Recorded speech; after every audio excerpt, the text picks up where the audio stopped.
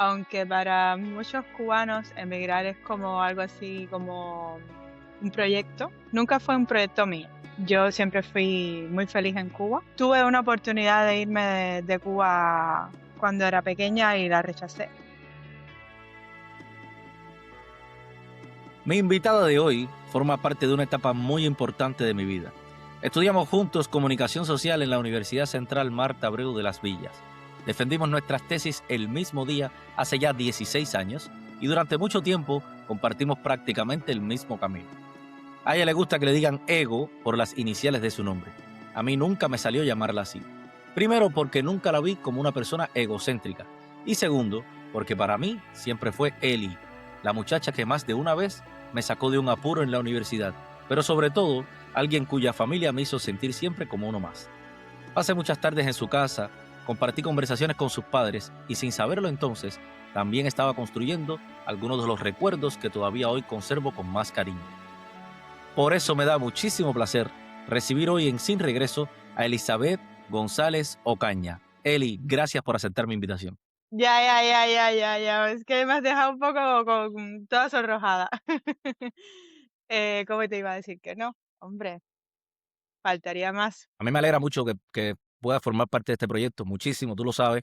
Y aunque ahora mismo estamos en caminos totalmente diferentes, nosotros compartimos juntos durante mucho tiempo, prácticamente todos los días. Si yo te hubiera encontrado en la Universidad Central de las Villas en el 2010 y te hubiera dicho que un día ibas a vivir y a trabajar como chef en Ibiza, ¿qué me habrías respondido? Pues que estabas muy loco de lo que yo pensaba.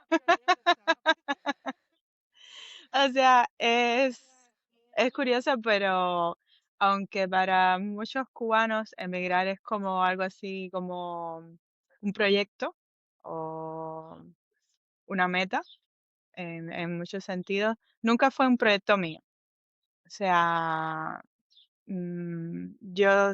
independientemente de las dificultades con las que crecimos, que no fueron pocas, yo siempre fui muy feliz en Cuba, con mi familia, con mis amigos, tenía un sitio, fui muy feliz estudiando nuestra carrera, aun cuando quizás nos hubiese gustado tener quizás un claustro mejor formado o mejores condiciones, que no fuera tan nueva. O sea, fue una carrera con la cual tuvimos bastantes tropiezos, pero yo disfruté mucho estudiándola. Y luego disfruté mucho lo que hice después de graduada. Tuve una oportunidad de irme de Cuba cuando era pequeña y la rechacé porque preferí quedarme. O sea que lo de vivir en Ibiza te hubiera contestado que no seguramente porque nunca me imaginé estar aquí ahora mismo. Y lo de ser chef, pues eso no tanto, porque en realidad es algo que siempre me ha gustado mucho. ¿Qué otra cosa pudieras decir de la Elizabeth que vivía en Cuba, como mencionaste, que tenía sus sueños en Cuba, antes de pensar en emigrar, antes de llegar a la parte de la emigración, la Elizabeth que vivía en Cuba, ¿qué pensabas que ibas a hacer con tu vida cuando estábamos estudiando juntos comunicación social? ¿Y qué parte de aquella Elizabeth sigue viva hoy? Me acuerdo cuando estaba en el IBC, todavía pensando en qué carrera estudiar y esas cosas, mi mamá me dijo, tú piensas que no son los 5 años que vas a estudiar, que es la vida de luego a lo que vas a dedicar. O sea, tiene que ser algo que no solamente te guste estudiar, sino que tú te veas luego haciéndolo. A mí la universidad me gustó mucho porque realmente estaba estudiando algo que me gustaba mucho y me quedé en la universidad, yo creo, más que nada para tener el tiempo de encontrar ese sitio donde poder realmente realizarme profesionalmente. Y fueron 3 años donde realmente aprendí mucho. Aprendí incluso de mí, me impuse retos personales, como por ejemplo hablar en público, que me costaba bastante. Fue para mí, yo creo que justo lo que yo buscaba cuando tomé esa decisión. Me gustaría que me hablaras cómo fue esa transición de Santa Clara a La Habana. La parte de La Habana yo no la conozco mucho. Bueno, yo me fui cuando terminé ya, me voy de la universidad, me mudo a La Habana y mi primer trabajo en La Habana fue en el Banco Central de Cuba.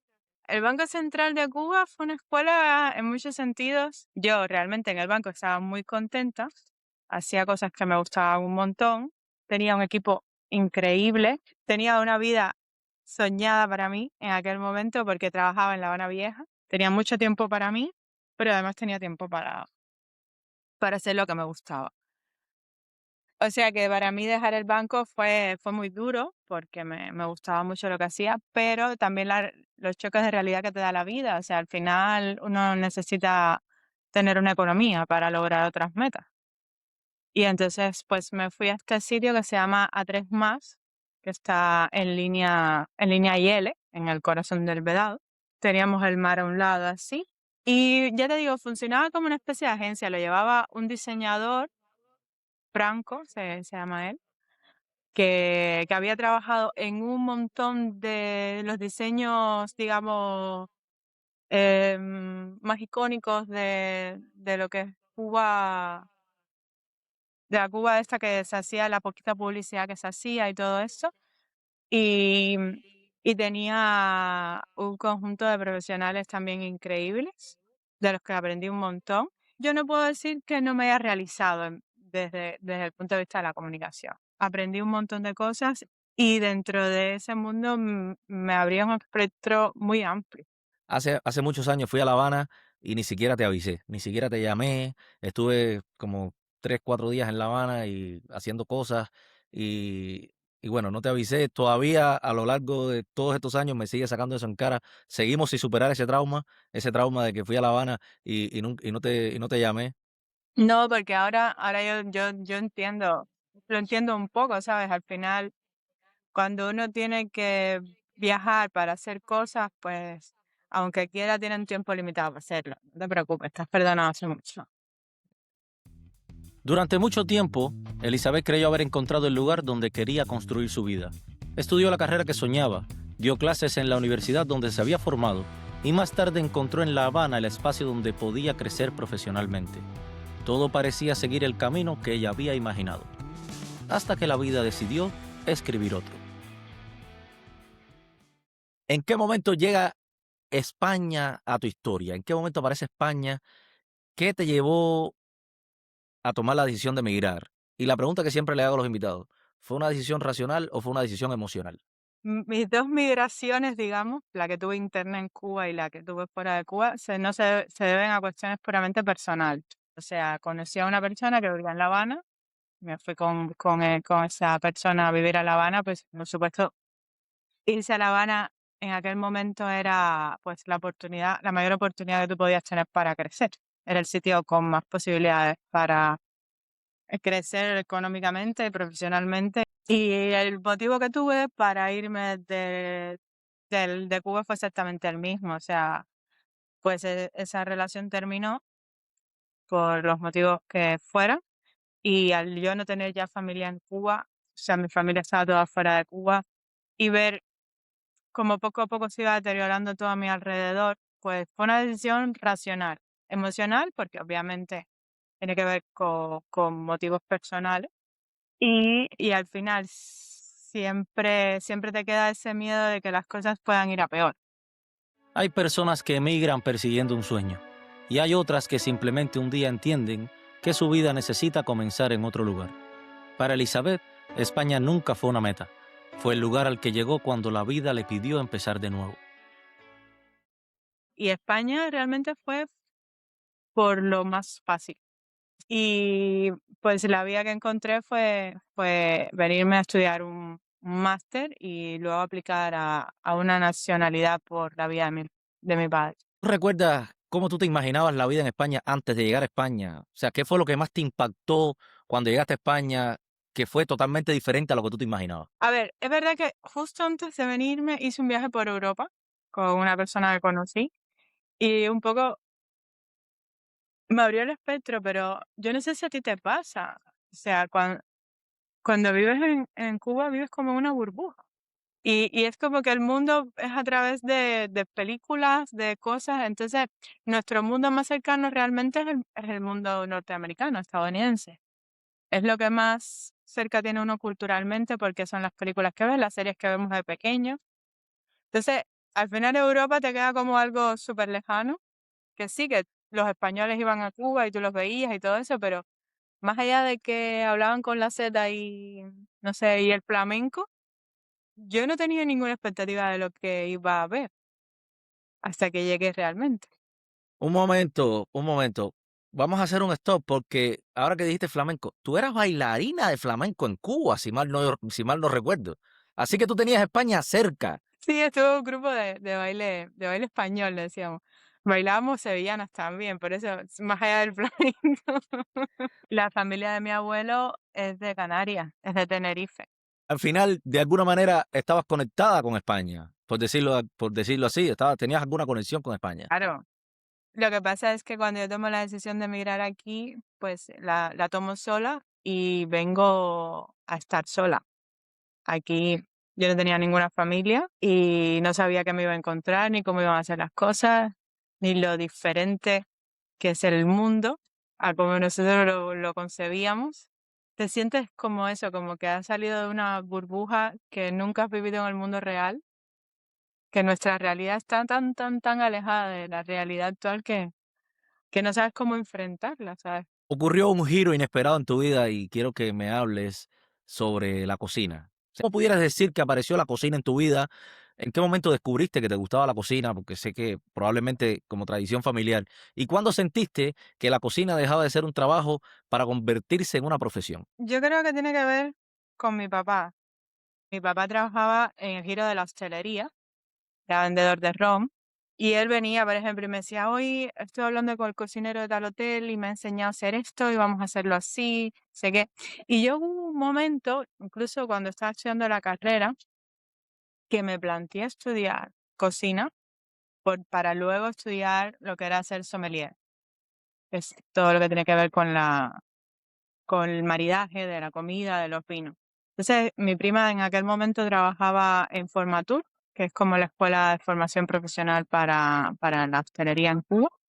Y yo le pregunté y me dijo que no tenía ninguna formación específica de cocina, que tenías como que estudiarlo todo, como todo el combo, y tendría que dejar la carrera. Entonces, siempre fue algo que estuvo ahí como un interés y me gustaba mucho cocinar desde pequeña, me ponía con los libros de cocina que tenía mi mamá y hacía un montón de recetas, me encantaba probar cosas nuevas, comer cosas nuevas. Entonces, fue algo que creció conmigo y que siempre he tenido. Durante años, la cocina ocupó un lugar silencioso en la vida de Elizabeth. Estaba en los libros que hojeaba de niña, en las recetas de su padre, en las comidas familiares. Parecía un recuerdo, hasta que un día la vida encontró la manera de devolverla al centro de la historia. Y cuando llego aquí, que venía a hacer el máster este en comunicación, pues por cuestiones de papeles y demás me dijeron que no podían ser las prácticas. Y eso lo cambia todo, porque claro, si tú vienes a estudiar un máster y no puedes hacer las prácticas, que es lo que te va a insertar en el mercado laboral, que es lo que te permite entrar en una empresa y que te conozcan y a lo mejor quedarte, luego llegas aquí y te das cuenta que hay una hiperespecialización, que hay muchísima gente que tiene 2 y 3 másteres, que en este mundo de la comunicación pues hay un montón de competitividad, un montón de gente sin empleo. Entonces dije, pues si no puedo trabajar, pues estudio y si tengo que estudiar algo, pues quiero probar en la cosa. Si alguien te preguntara hoy quién eres, ¿dirías que eres chef? No, ya el solo hecho de decir que eres chef es muy presuntuoso y solo llevo en realidad 5 años en la profesión. Como que siento que me falta mucho por aprender. En este punto, ¿dirías que estás trabajando y estudiando para ser chef algún día? He pensado en tener algo propio, porque uno siempre lo piensa, y que ella se ajuste más a ti, porque al final la cocina es personal para el que la hace y para el que la disfruta. ¿Qué platos sientes que son los mejores que te salen? Yo creo que lo que mejor me sale son los platos de guisar. En España le dicen comida de chup chup, porque está ahí todo el rato como cocinando despacito, haciéndose con cariño y lleva su tiempo. Entonces todos esos sabores se van integrando despacio y yo creo que eso es lo que más me gusta. Por ejemplo, las salsas, me encanta hacerlas. Y me encantaría poder dedicar más tiempo a aprender más cosas. ¿Qué parte de Ibiza fue la que hizo quedarte ahí a vivir? Me quedé porque encontré un hogar, más que nada. O sea, cuando yo, ya te dije, me vine a España, pues no tenía familia aquí. Tenía un par de amigos que me ayudaron mucho. Pero mi familia en Madrid, porque yo no caí directamente en Ibiza. Estuve viviendo en Madrid casi 2 años. Y luego me vine aquí por oportunidades de trabajo. Estaba trabajando en cocina, me quedé sin trabajo en Madrid en verano. En Madrid en verano es fatídico, no cierran muchas cosas porque hay un calor horroroso y la gente se va de Madrid. Entonces yo también me fui. Me fui con el objetivo de hacer una temporada de verano, trabajar aquí una temporada de verano y terminé quedándome casi ya 5 años. Y bueno, aquí encontré a mi pareja, encontré un grupo de amigos, encontré una razón para quedarme. Y yo creo que por eso llevo aquí tanto tiempo. Aquí la gente que son de aquí dicen que la isla o te recibe o te expulsa. Y yo me vine a Ibiza, pues dejando pagado mi piso en Madrid por si las cosas no salían bien. Me vine sin saber conducir o manejar, sin coche, sin tener una habitación, un piso, nada. Y al mes, pues ya tenía dónde quedarme, cómo moverme. O sea, las cosas fueron saliendo bien. Fueron saliendo bien, fueron saliendo bien. Y al final uno dice, pues si las cosas se están dando así de bien, por algo será. Me gustaría entrar a una parte en esta conversación que no puedo pasar por alto. Quiero hablar sobre Florentino y sobre Graciela, sobre tus padres. Los conocí, estuve en tu casa muchas veces, cené en tu casa varias veces y hay una cena que todavía yo recuerdo con mucho cariño. Quiero recordar siempre los calamares rellenos que me comí en tu casa. Estos calamares rellenos de jamón y queso, yo los recuerdo todavía, los tengo muy vívidos en mi memoria y han pasado, qué sé yo, 20 años probablemente de aquel momento y yo sigo hablando de esos calamares.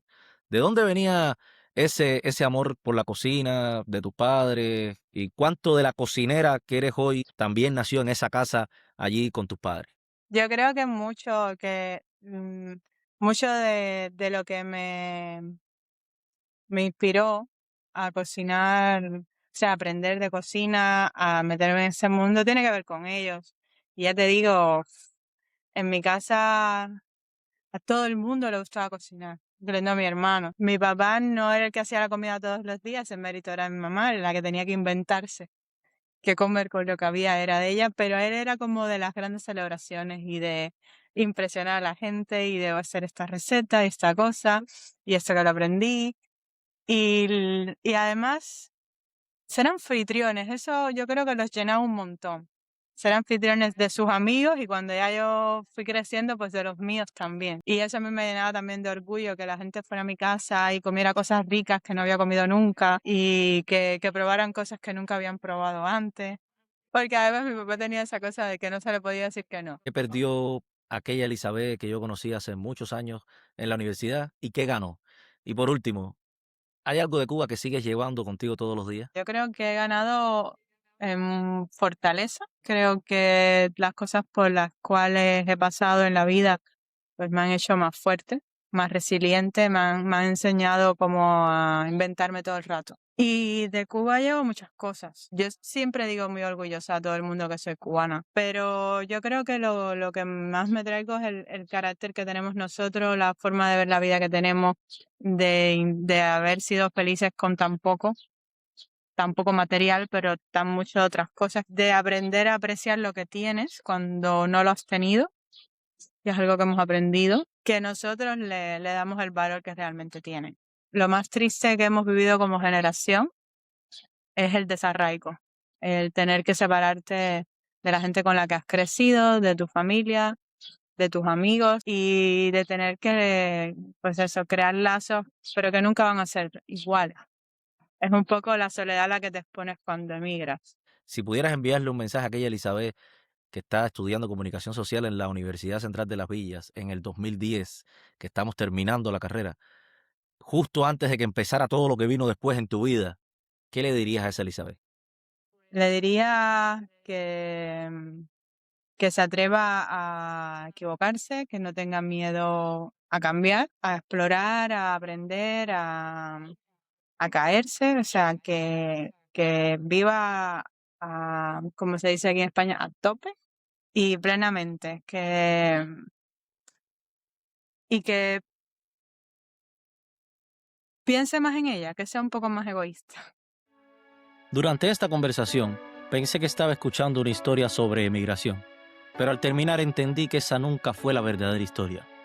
La verdadera historia había empezado mucho antes, en una casa, en una mesa compartida, en una familia que convirtió la cocina en una forma de querer. Y quizás por eso el desarraigo duele tanto, porque nunca dejamos solamente un lugar, dejamos también una parte de quienes fuimos.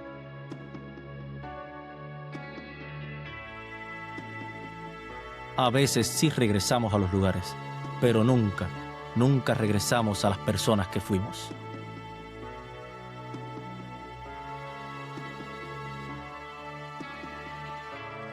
Yo soy Daniel Alfonso y esto fue Sin Regreso.